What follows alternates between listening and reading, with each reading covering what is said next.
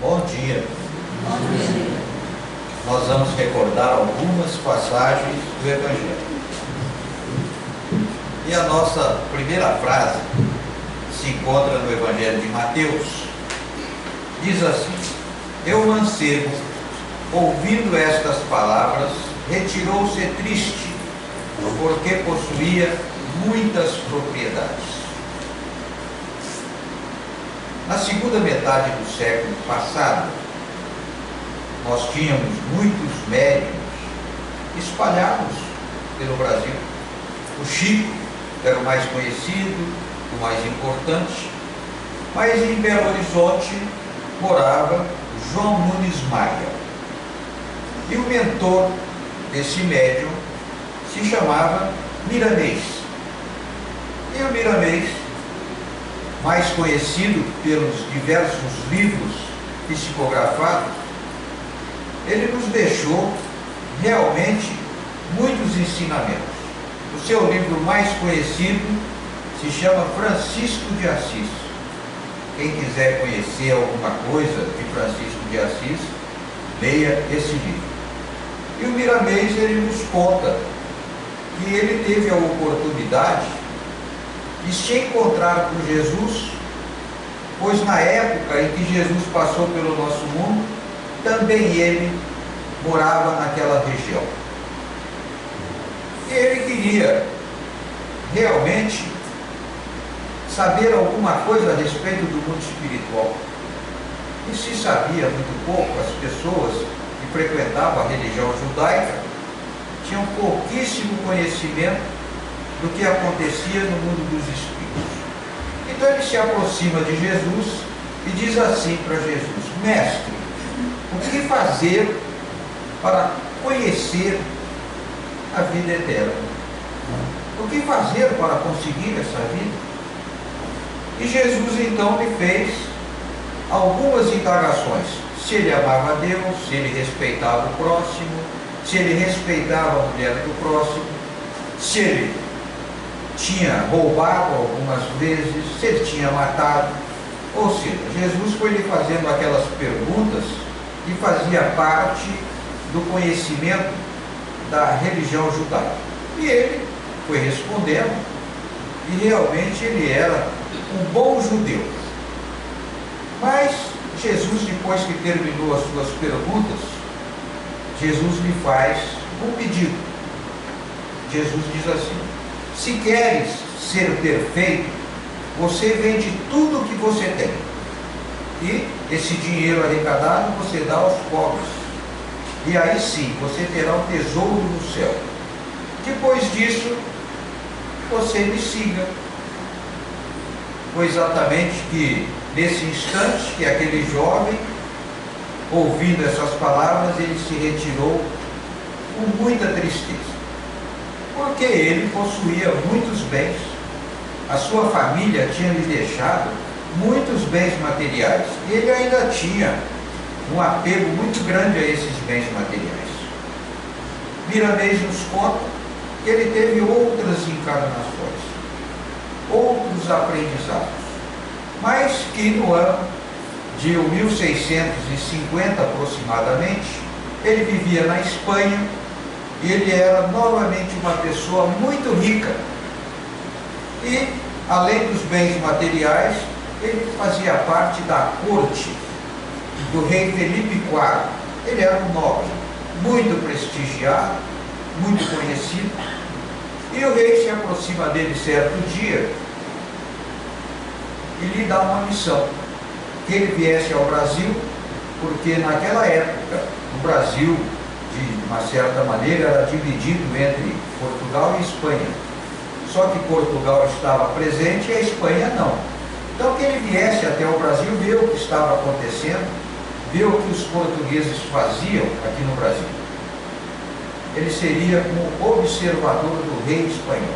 E ele veio para o Brasil, e quando ele chegou, rapidamente ele fez suas observações e se situou no Maranhão.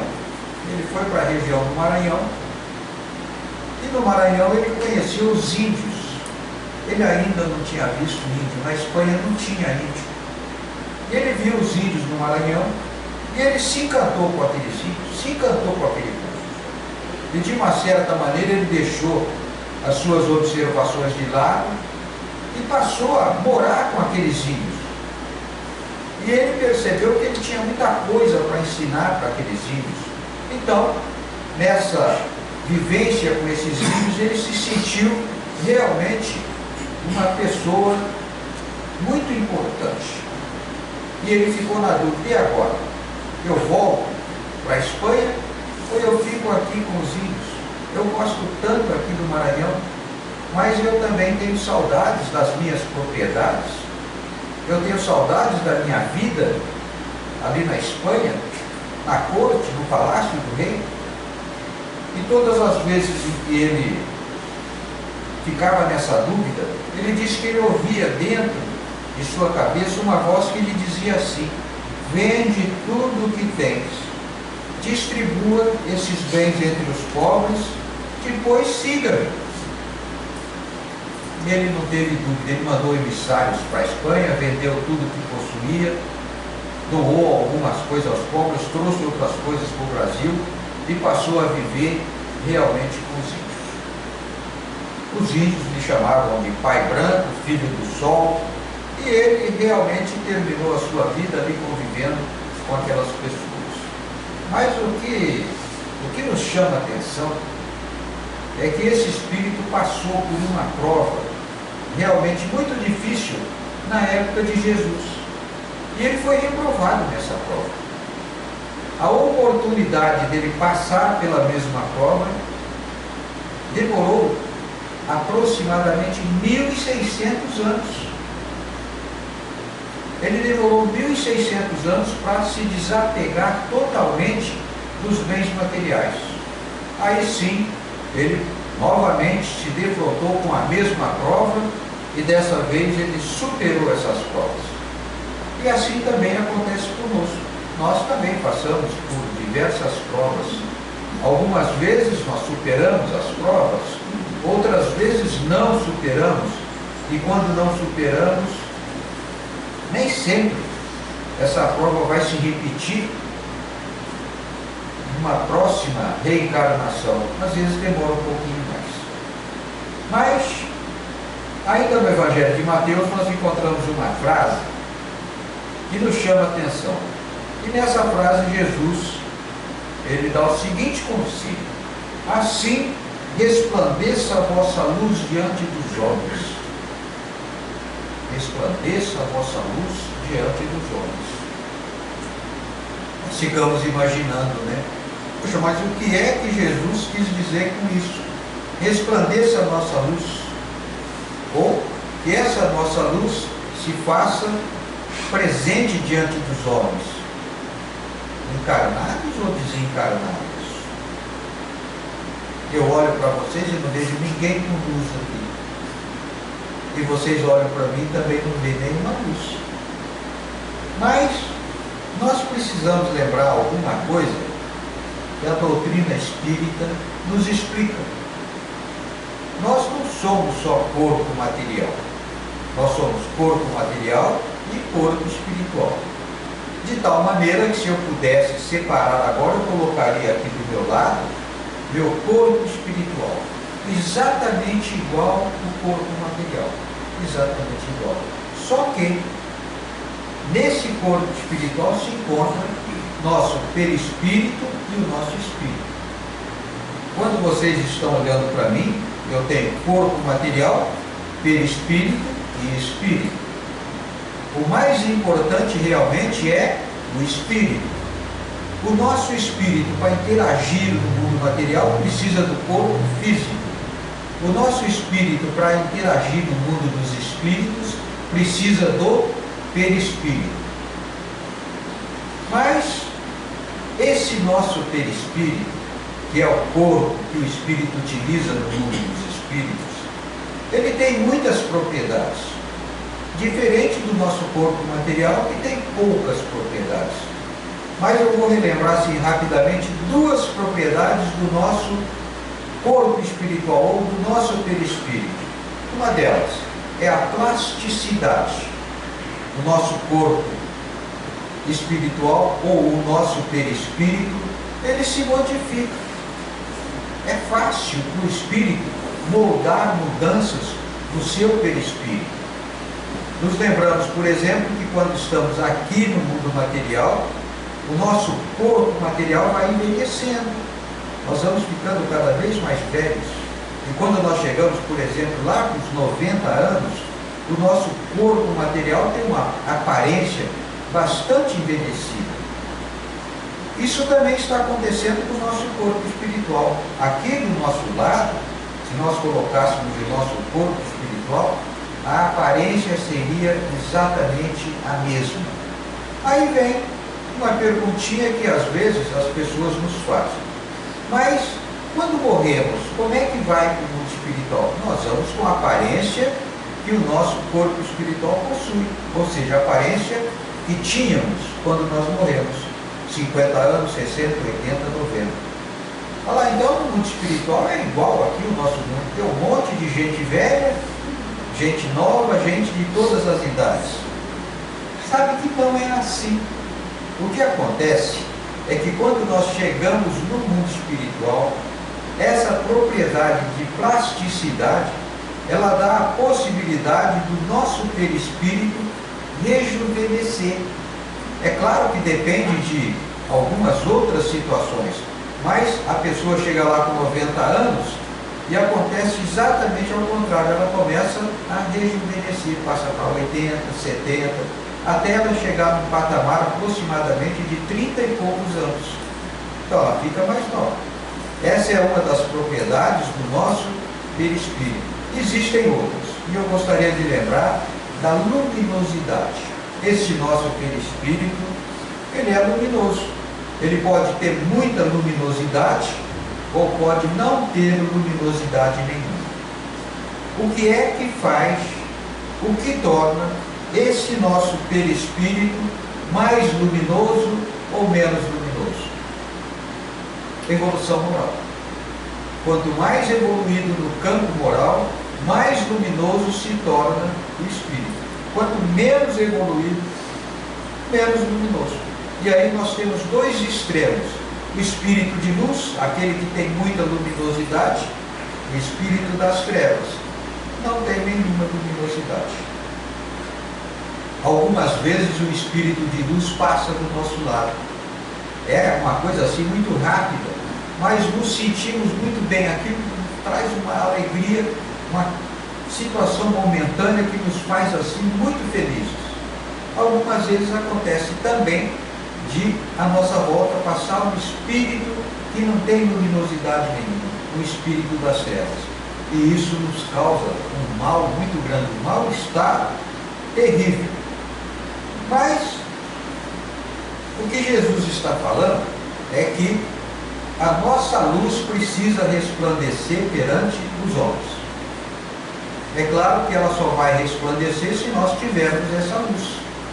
Se nós não tivermos nenhuma luz, não vai resplandecer coisa nenhuma. Mas vamos imaginar então um espírito que já tem alguma luz, mesmo pequenininho. Ele, quando encarnado, ou nós todos, quando encarnados, nós estamos constantemente irradiando uma energia. Nós produzimos essa energia. Nós produzimos uma energia através daquilo que nós pensamos, daquilo que nós falamos e daquilo que nós fazemos. Essas situações, mais algumas outras, nos faz criar uma energia que nos envolve. E quando nos aproximamos de outras pessoas, essa energia que nos envolve, envolve também outras pessoas. Nós podemos dizer que essa energia que nós produzimos, nós conhecemos ela por um nominho: simpatia. Existem algumas pessoas que são extremamente simpáticas e existem pessoas que não são simpáticas. É exatamente ao contrário, são pessoas antipáticas. Essas pessoas simpáticas, elas simplesmente está nos mostrando a luminosidade que aquele espírito possui.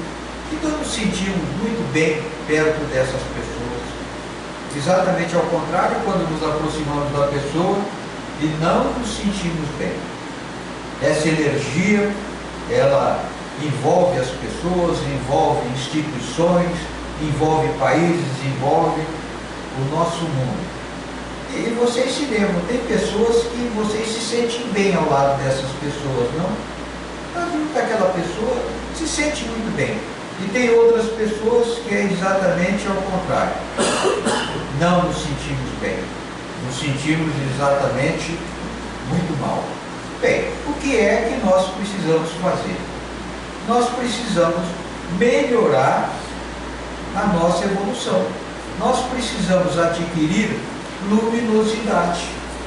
Se nós melhorarmos as nossas condições morais, fatalmente essa nossa luminosidade melhora e essa nossa simpatia também melhora. É muito comum nos dias atuais pessoas que se aproximam de você e você começa a conversar com essa pessoa e não demora muito, você quer ir embora. Essa pessoa normalmente está de mal com a vida. Essa pessoa só sabe reclamar. Essa pessoa só sabe falar mal de tudo que nos cerca, vê defeito em todas as coisas, só vê coisa errada. Essa pessoa não para pensar no próximo, para tentar fazer alguma coisa boa. Então, são essas pessoas que estão de mal com a vida, que precisam se modificar. E aquelas outras que estão de bem com a vida, também precisa melhorar suas condições morais para crescer como espírito. Tá bom, pessoal? Mas tem uma passagem no Atos dos Apóstolos, que nós não lemos muito o Atos dos Apóstolos não, né? De vez em quando a gente dá uma lidazinha do Atos dos Apóstolos. É uma parte do Evangelho que foi escrita por Lucas. E no Atos dos Apóstolos tem uma passagem que ele chama a descida do Espírito Santo. Olha que coisa, a descida do Espírito Santo. E ele nos descreve como é que aconteceu essa descida do Espírito Santo. E ele começa nos dizendo que as festas judaicas, muitas dessas festas foram trazidas para o cristianismo, como a Páscoa, como o Pentecostes. E que exatamente essa festa, chamada de Pentecostes, é que marca a descida do Espírito Santo. O evangelista Lucas, ele diz que nesse dia se comemorava o Pentecostes na religião judaica. Exatamente por ser um dia de festa, o templo de Jerusalém estava cheio, as ruas estavam lotadas, tinha gente de todo lado que vinham para as festividades. E essas pessoas não eram pessoas que falavam o aramaico, a língua conhecida de Jesus, a língua dos apóstolos. Eles falavam outras línguas, falavam latim, falavam grego, falavam o árabe, ou seja, pessoas em diferentes línguas transitando pela religião. Os apóstolos estavam em Jerusalém e estavam em frente ao cenáculo. Cenáculo é aquela casa onde Jesus fez a última ceia ou o último jantar junto dos apóstolos. Os apóstolos ali em frente ao cenáculo, reunidos. E de repente começa um barulho estranho, como se um vento muito forte estivesse envolvendo as pessoas. Então aquele barulho de vento, como se fosse um vento muito forte. E isso chamou a atenção das pessoas. E aquelas pessoas que estavam na proximidade se aproximaram para ver, não, o que está acontecendo, mas cadê o vento, cadê o barulho? E quando eles chegaram próximo dos apóstolos, aí começou a aparecer em cima dos apóstolos línguas de fogo. E essas línguas se repartiam e envolviam os apóstolos. Essa língua envolvia os apóstolos, aquela língua de fogo, envolvendo os apóstolos. E depois, quando as pessoas já se aproximaram, tinha um número grande de pessoas, esses apóstolos eles começaram a falar em línguas estranhas. Eles começaram a falar em línguas que eles não conheciam. Os apóstolos eram pessoas simples que falavam a língua que era usada na Galileia, que era o aramaico. Eles não sabiam grego, não sabiam latim, não sabiam árabe, mas eles começaram a falar essas línguas. E aquelas pessoas que estavam na proximidade, ali tinha pessoas que entendiam o que eles falavam. Tinha pessoas que entendiam aquelas línguas. Então, eles estavam falando para determinadas pessoas que se encontravam ali nas proximidades. Bem, essa foi o que nós chamamos então a descida do Espírito Santo. Como é que nós vamos compreender esta passagem?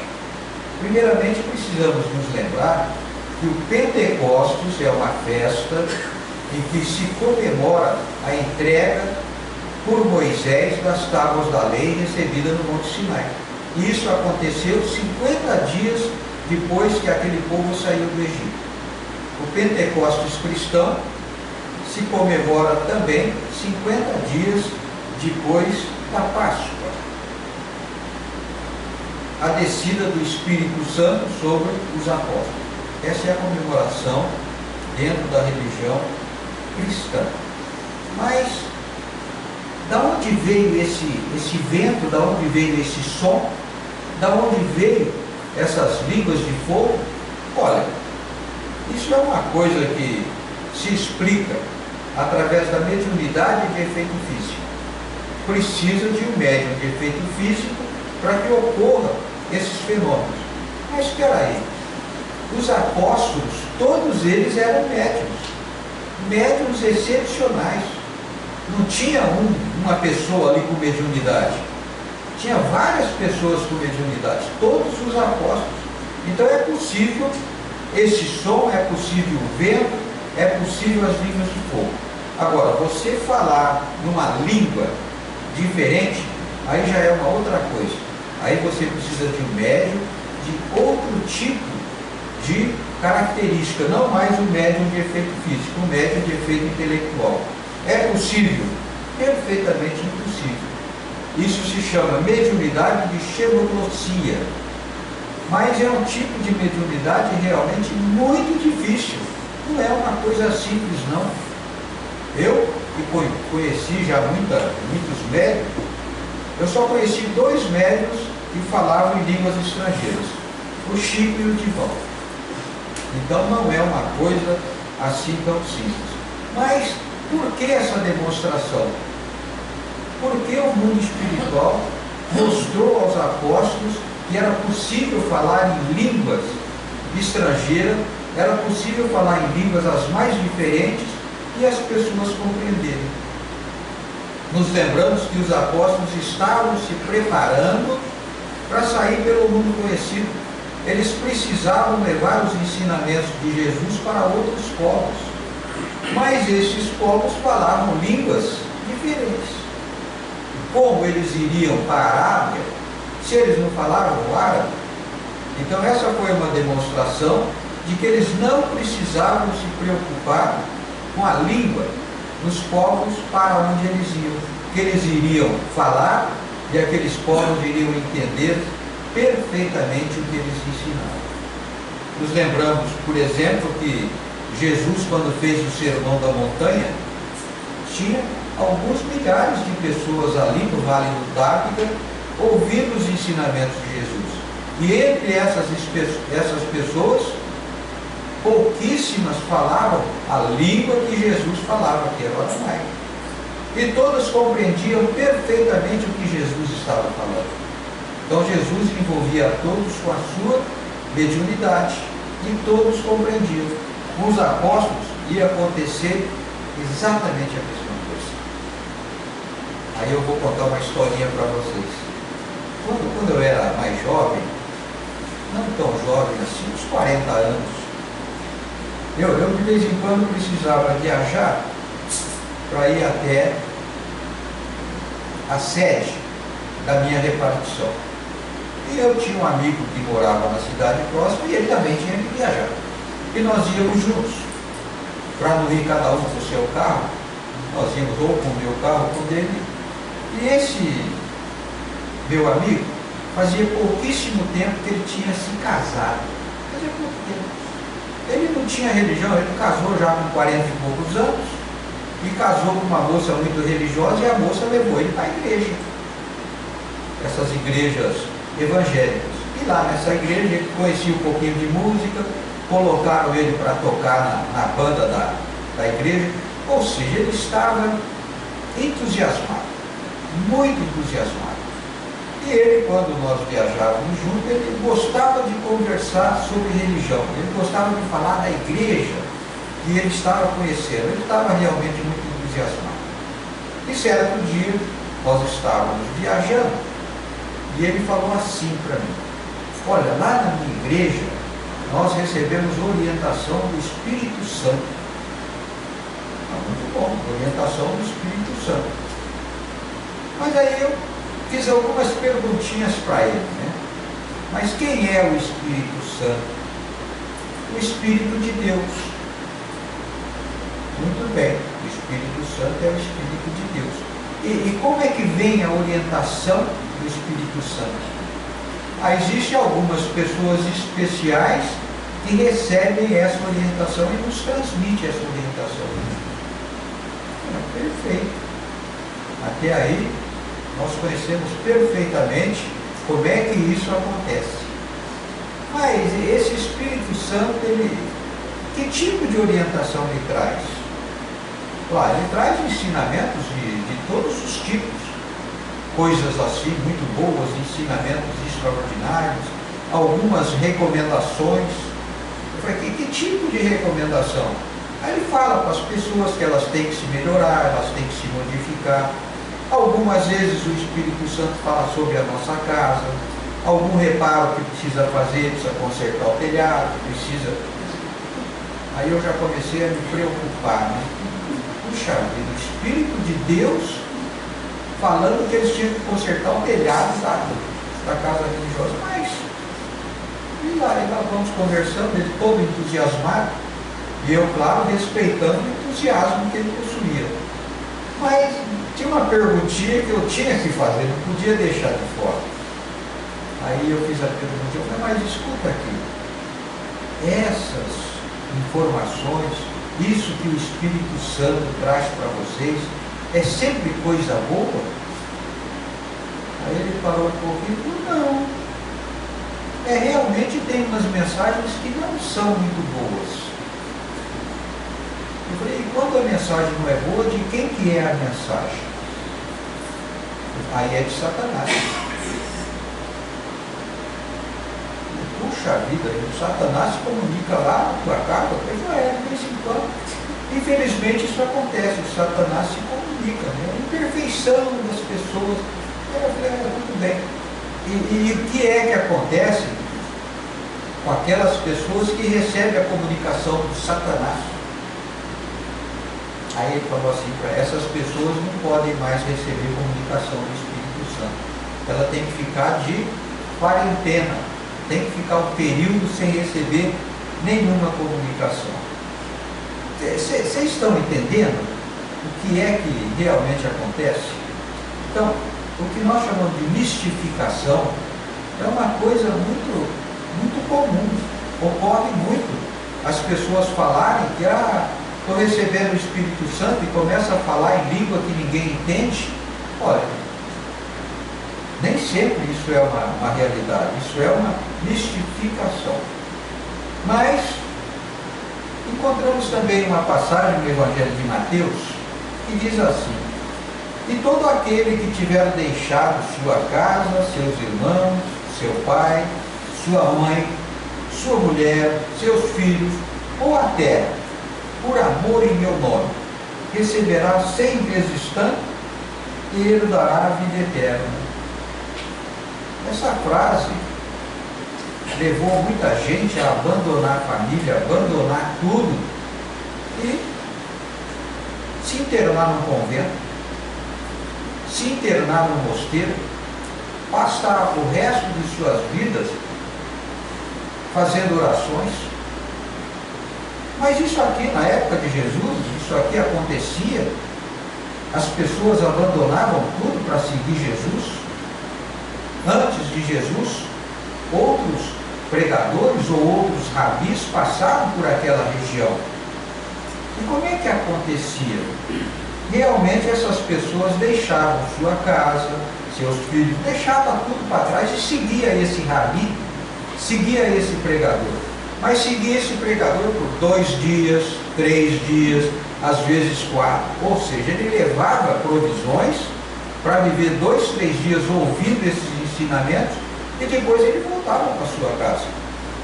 Imagine se Jesus recebesse de repente 100 pessoas que passavam a segui-lo. Aí ele tinha que dar sem café da manhã, sem almoço, sem jantar, sem possibilidade, né? Nós imaginamos que isso não é possível. Então, realmente essas pessoas abandonavam seus afazeres, abandonavam tudo por um período, muitas vezes, muito curto. Essa história da pessoa realmente abandonar tudo e se internar no convento, essa pessoa ela não percebe, mas a pessoa quando faz isso, ela está renunciando a uma situação de muita importância para todos nós, é a nossa caminhada evolutiva. Nós só aprendemos, nós só evoluímos convivendo com outras pessoas. Se eu me isolar, eu vou aprender com quem? Eu vou conviver com quem? Se eu ficar sozinho, eu perco a oportunidade de crescer. Então eu preciso dessa convivência. Eu preciso estar junto com outras pessoas. O que as pessoas às vezes precisam compreender é que quando nós falamos que nós precisamos renunciar a muitas coisas, realmente nós precisamos renunciar sim. Nós precisamos nos contentar com aquilo que nós possuímos. Nós precisamos nos contentar com aquilo que o mundo nos oferece. Não adianta você querer dar um salto muito grande, você não vai conseguir. Então, nós precisamos ganhar o mundo material para depois ganhar o mundo espiritual. É claro que nem sempre a nossa família concorda conosco. Tem pessoas que dentro da família, ela quer crescer no campo espiritual e a família não quer, os familiares não querem crescer. Os familiares se apegam ainda de uma maneira exagerada ao mundo material. Se nós não temos os familiares exatamente como nós gostaríamos, com toda certeza, os familiares também não têm em nós aquilo que eles gostariam. Então nós precisamos renunciar à alegria de ter os melhores, assim como eles também precisam renunciar à alegria de nos ter melhores. Tá bom, pessoal? Tem uma passagem também no Atos dos Apóstolos, que é interessante essa passagem. Essa passagem, eu vou ler a frase. É uma frase de Tiago, Tiago menor. Não é o irmão de João, é o outro Tiago. E o outro Tiago, ele tem uma frase, diz assim: por isso julgo que não se deve perturbar aqueles dentre os gentios que se convertem a Deus. Parece uma frasezinha muito simples, né? Mas nos lembramos que esse Tiago, ele não saiu de Jerusalém. Esse Tiago menor foi aquele que ficou tomando conta da igreja fundada pelos apóstolos em Jerusalém. Ali ficou Pedro durante muito tempo, ali ficou Tiago maior, ficou Tiago menor, mas quem realmente tomava conta dessa igreja, desse hospital, dessa casa de Deus, era Tiago menor. E quando o Paulo saiu para fundar religiões, para fundar as igrejas cristãs, principalmente na região hoje da Turquia e da Grécia, que tipo de pessoas passaram a frequentar essas igrejas fundadas por Paulo?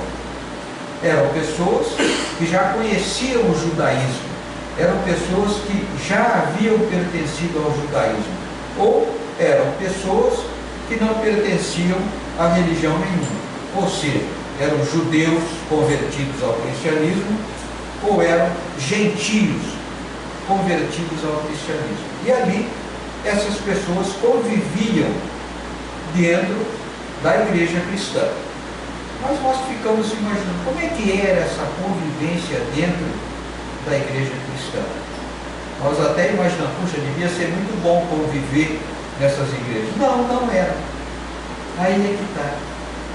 Não era uma coisa tão simples assim. Vejamos, o cristão que veio do judaísmo. O que acontecia com esse cristão? Esse cristão, ele era circuncidado. Esse cristão, quando vinha, ele trazia suas tradições, trazia os ensinamentos que ele tinha colhido no judaísmo. Ele tinha restrições alimentares muito grandes. Não era tudo que ele comia, ele fazia uma série de restrições, aliás, até hoje. E quando eles vinham para a igreja cristã, eles queriam que os outros povos, que as outras criaturas, também estivessem na mesma situação. Mesmo porque era muito comum eles fazerem refeições juntos, faziam festas, almoçavam, jantavam juntos. Então você encontrava do lado pessoas que tinham uma série de restrições e outras que não tinham restrições. E eles queriam que todos fossem exatamente iguais. Mas o cristão gentio, aquele que não tinha religião, como é que era? Bem, eles não eram circuncidados, não tinham restrições alimentares, mas eles tinham uma outra coisinha, ou algumas outras coisas, que eles continuavam fazendo ofertas aos deuses. Eles faziam antes, eles iam nos templos e faziam ofertas àqueles deuses romanos os mais diversos possíveis. E tinha uma outra coisa também, principalmente na região da Grécia, que o cristão judeu não aceitava. O cristão gentio, eles aceitavam a prostituição. Não só aceitavam, como incentivavam. Para eles, prostituição era uma coisa extremamente normal. E esses dois grupos, eles conviviam juntos. E Paulo, Barnabé, que viajava com Paulo, eles sentiam que eles precisavam de uma orientação, eles precisavam tomar uma decisão a respeito dessa situação, o que fazer. Então eles vieram para Jerusalém para conversar com Pedro e conversar com Tiago, que eram realmente as duas pessoas que de Jerusalém coordenavam as viagens de Paulo e de Barnabé. E quando eles chegam em Jerusalém, eles fazem uma reunião, então Paulo, Barnabé, Pedro e Tiago, para decidir essa situação. E agora, o que é que nós vamos fazer? Devemos mandar circuncidar os novos cristãos, não circuncidar? Como é que nós fazemos com a alimentação? É exatamente nessa oportunidade que Tiago, dentre os quatro, era aquele que mais professava a religião judaica. E Tiago faz essa frase: julgo que não se deve perturbar aqueles dentre os gentios que se convertem a Deus. Ou seja, não ia ter circuncisão coisa nenhuma, restrições alimentares, apenas algumas poucas restrições, ofertas aos deuses tinha que acabar, e aquela aceitação da prostituição também tinha que acabar e pronto. Então, puxa, mas isso aí aconteceu há tanto, aconteceu há tanto tempo, mas nós podemos dizer que no início do cristianismo já foi abolida a circuncisão. Nós temos religiões que até hoje ainda ocorre a circuncisão. Imagine se isso tivesse ocorrido exatamente de maneira contrária, se essa reunião tivesse decidido que tinha que fazer a circuncisão. Pronto, nós estaríamos até os dias de hoje presos a determinadas situações inconvenientes. Mas essa reunião, ela aconteceu no ano 51. Então não fazia muito tempo que Jesus tinha retornado ao mundo espiritual. A Igreja Católica diz que essa foi a primeira reunião, ou o primeiro concílio da Igreja Católica. Meio estranho essa afirmação. que a Igreja Católica ela começou no ano 325. E o primeiro concílio, do qual participaram bispos, na época também não tinha cardeais, mas uma reunião em que tinha muitas pessoas presentes, ano 325, concílio de Nicéia.